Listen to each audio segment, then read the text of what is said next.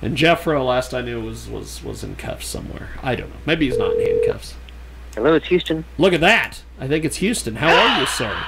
Hi, Houston. It is Houston. How are you, sir? I was we had a band that we had to get out of the way at the top of the show, so I am late in calling you, but I appreciate you. Is it my buddy Houston? I believe it is the it's the one and only Buddy Houston. Yes. Or Houston Buddy. He has his own line of action figures now. It's Jay! Houston Huddleston, the CEO and founder of the Hollywood Science Fiction Museum and the Hollywood Horror Museum, is with us, and he joins us live here in the broadcast. And Jay Bird Wells was going to be with us today, so I had to have you on. Last time we had you on, you were quite the impressive individual. We had a lot of feedback from folks that wanted to have you on again. So tell us a little bit about what you've been up to recently, my man. Well, it's been a long, hard road. This going on almost 6 years since I found the initial set from Star Trek Next Generation and parts of the original series set. I just find this amazing. This every time you tell this story is just amazing to me. You found the original. Oh, no. It wasn't the original. The original was destroyed for the movie, Generations. Oh, okay. So they completely, the one that the movie where it crashed, and that was the set that they worked on for 7 years. And so after that, they did this tour, and they wondered, okay, oh darn, we already destroyed the set. What are we going to do now? So they had to we build. already destroyed the set. Yeah, so they built the second one, but it was much more durable and sturdy than the one they shot on, because that was all wood and plaster and all this. And this one was made out of fiberglass and heavy metal and all this stuff. So that's the one that we got. And in certain ways, it's better for us because it is more durable and it can be taken down, because the other, it was a few flats, but the rest of it was just, when it crashed, it crashed. So, anyway, we didn't. I saw this set and I knew it was going to be destroyed, and I didn't have a clue what to do with it, but I knew it had to be saved, or that was $1 million set, a piece of major history. And unlike the original series, there aren't replicas of this because it's so expensive and it's so big, and there's a ceiling and all this stuff. It's not, let's put up a few flats,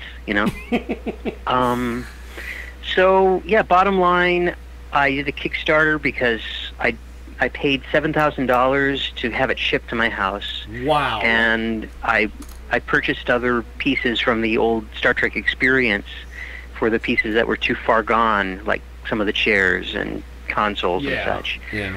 Because this all happened not around the same time, but because the other was 2008. But, it was a mess because CBS and Paramount broke up. There was a whole thing. I'm trying not to go too much, belaboring into too much detail, but there was a lot of stuff going on behind the scenes that I didn't know about. I was just a fan who saw this set and said, let's save it. Absolutely amazing. We did a Kickstarter. Fans put up about 60-something thousand, and Star Trek fans got some deep pockets, my man. Well, it was a drop in the bucket compared to what we had to do, but it was enough to get me personally out of debt for paying $7,000 for this set, and to get us at least to do a foundation and get on the road and get pieces of it restored and, all that stuff. And then I realized there was no museum in the world that was wanting to take these sets. Yeah. And that was heartbreaking. And so I said, let's create our own. And our board of directors were crazy enough to agree with me, and so that's what got things started. And so it's just been a long and treacherous, and kind of not often depressing, but it has gotten depressing when you get no so often, Yes. We've got a great guest with us today. He joins us on Skype audio today, Houston Huddleston, and He is the CEO and founder of Hollywood Science Fiction Museum, Hollywood Horror Museum, and you can get more information hollywoodsci-fi.org and hollywoodhorror.org. We've also got Jay Birdwell's with us today in studio, and we have our in-studio guest setting up as we're doing our interview here with Huston. And Jay, I know you've got some questions for him, so go. Well, first off, I need to thank you, Huston, for giving me a quote from my Jay's Funny But True book. Yeah, happy to do it. Thank you. Did you guys come up with a site yet? I mean, I know you guys have been talking about it. Oh, like not a website, but an actual site. Yeah, but here's the interesting thing. Yeah. We'd had some false starts because there were some companies that said, yeah, we're going to do this and this and this, and they don't do it. Other ones that promise a load of money as angel investors because we're nonprofit. Yeah. So all this kind of stuff, and you have to take stuff with a grain of salt. And a lot of supporters and fans think we're just kind of sitting on our hands because we don't announce a lot of stuff. But until something's on the page, written on the contract, and the money is in the bank, you just can't really do a whole lot of stuff. Now, we almost opened in South Korea this year. Wow. We almost had it was going to be a franchise of our Hollywood Sci-Fi Museum, and then the whole political thing took a major dump, so to speak. Well, yes. Lack of a better term, my friend. Yeah, well, hey, political climate is detrimental to everything from what you're doing with sci-fi to music to everything. So, the world. I mean, all of our livelihoods. Everything is impacted by politics. I wish it wasn't. Same here. But with you having the Hollywood Sci-Fi Museum, our studio guests coming up, our musicians and hip-hop artists and DJs, and they're impacted by political. Jay, of course, is a best-selling author, so she's impacted by things. It is you hit that right on the head there, Huston. Well, I'm dealing with finances, and I'm dealing with sponsors, and I'm dealing with NASA won't allow their name to be used in certain countries because there's some weird stuff going on. Yes. I don't know this stuff. I've never had to deal with this stuff in my life. But so do you deal with NASA? NASA for your museum? Yeah, well, I mean, absolutely, because we're teaching real science through science fiction as well as just, sci-fi, fantasy stuff. We're tying in the real world science and space sections of the museum that pertain to that. I mean, like the Hall of Ships. We're going to show not just the fantasy TV movie ships, but we're going to show like the Orion capsule that Lockheed Martin did with NASA, and have this sort of thing. It's the educational STEAM or STEM-based process of what we have to go through to make this happen the way we want it to happen. We've got a great guest with us today. Huston Huddleston joins us here on Skype audio.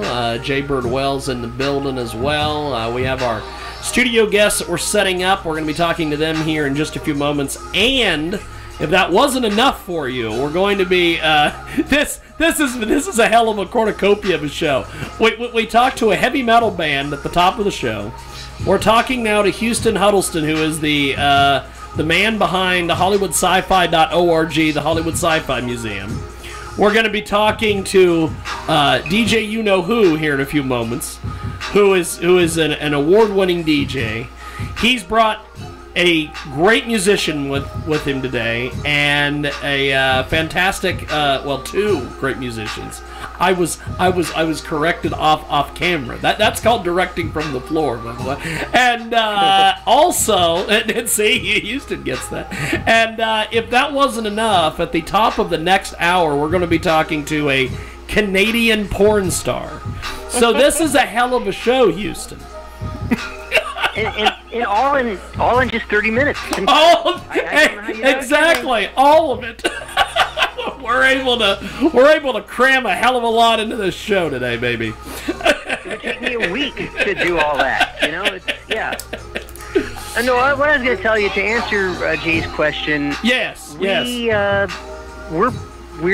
partnering with a few different malls, and what That's will cool. do. That would be awesome. Is they have money, number one, and they have sponsors, number two. Yes. And they have a lot of space. And with the Sears closing and JCPenney's and May Company and they got all this. They got all this room. Yeah. Well, there's these giant spaces that are open now and vacant. And yes, while that's terribly sad, there's still a lot of space there that we can utilize and we can open up, and we can be there for 4 to 6 months at a time. Well, and one thing that you've got is, the Halloween store and the calendar place can't be open 12 months of the year. Exactly, right. And we'll be really the only Halloween or horror-based thing that will be open beyond Halloween. And that's really cool. Well, I think it's pretty awesome. Oh, I got a dumb question for you, Houston. Okay. Go. When you do I was just gonna say by mid 2018 we will be open somewhere. That's the good news. Wow. I can't say where yet, but yes, it'll be in LA. So when you get open, are people allowed to cosplay when they come visit the museum? Of course. No, that was one of the main things I put in the initial statement and mission statement, that people are allowed to dress up however they want to, because that's what this is. This is based on a Comic-Con mentality, not a standard, strict, stodgy museum mentality where you can't have fun, you can't be yourself. I want people to be themselves. I want people to have fun. I don't necessarily want people going around streaking, but other than that, I was going to ask about that. I'm going to cosplay as a naked person. Now, nobody wants that. Believe me, nobody wants that, especially me. Especially Houston, you're not his type. No. Now, Houston, if people want to donate to what you're doing or get involved with you somehow, I guess the best spot is HollywoodSci-Fi.org, or should they hit you up on social media? Either one. HollywoodSci-Fi.org will take you everywhere else you want to go. Presently, our website is down because it's getting a major revamp, and so there's still something on the page when you go there. It'll tell you how to go find us on social media. But presently it's down. The Hollywood Horror is the next step being redone, because now that we're finally opening, we just needed a much more efficient page. Awesome. But yeah, that's the best way. We love donations, of course. That's what keeps us going. Yes. But volunteer work as well. And geeks need to invite their friends to like your fan page. Indeed. Well, and our Twitter, we got Instagram. We're all over. You've got a little bit of everything. You're on Pinterest. You're on YouTube. You're all over the place. And Houston, I appreciate you making time for us once again. Thanks for coming on. And I definitely let me know kind of when you're looking to get your deal open. And I definitely want to have you back so we can chit chat. Well, you better come to the thing. If that would be awesome. That would be awesome. Did you point out that he does go to different Comic-Cons? I would get on a plane and come to LA for the opening. Houston takes his displays at Comic-Con. We've been going to San Diego Comic-Con the last 5 years. So, I may have to figure out a way to shoehorn my way into the San Diego Comic-Con this year. I'm going to tell you, before I go, I want to tell you one little secret that nobody else knows yet.